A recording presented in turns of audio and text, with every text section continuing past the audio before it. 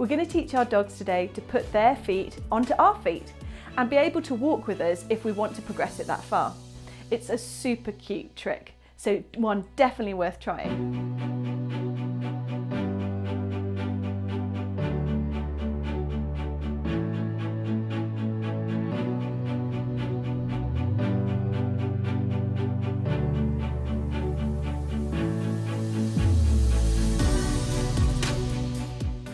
The first part of this exercise is to get our dogs to comfortably come and stand between our legs facing the same direction as us.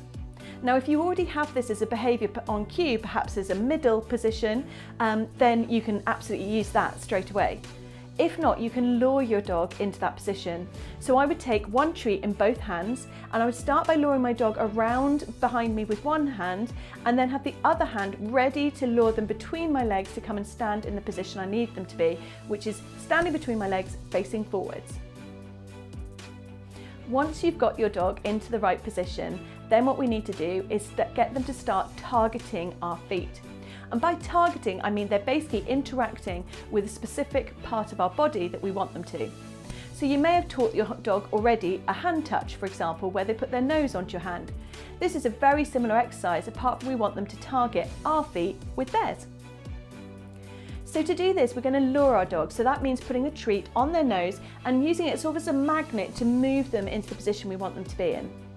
If you take the treat forward slightly and then try and walk your dog backwards by pushing the treat under their chin, what will happen is as they move backwards, you can move your feet slightly so that they're likely to make contact with your feet.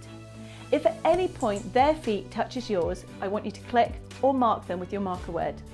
Make sure you obviously give them a really good high value reward as well. When you've done this multiple times, and you might find to start with you can only get them to target one foot, we're going to start trying to get them to stay on our foot a little bit longer.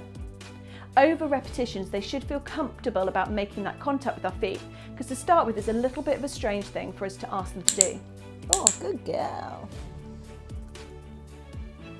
Good. Good. Well done. If we make it rewarding enough, then they'll want to continue to make contact with our feet. We want to keep on getting repetitions with this one until we are sure that our dogs can put both of their feet onto both of ours.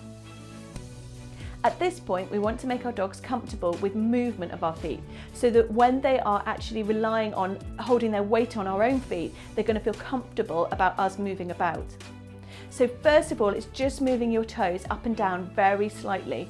And if your dog looks uncomfortable at any point, just stop.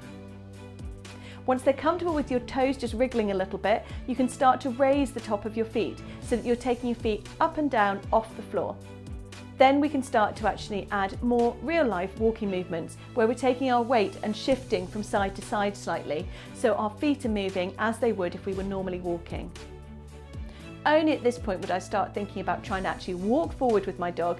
Remember all the time, if your dog looks uncomfortable, just stop and call it a day on this training session.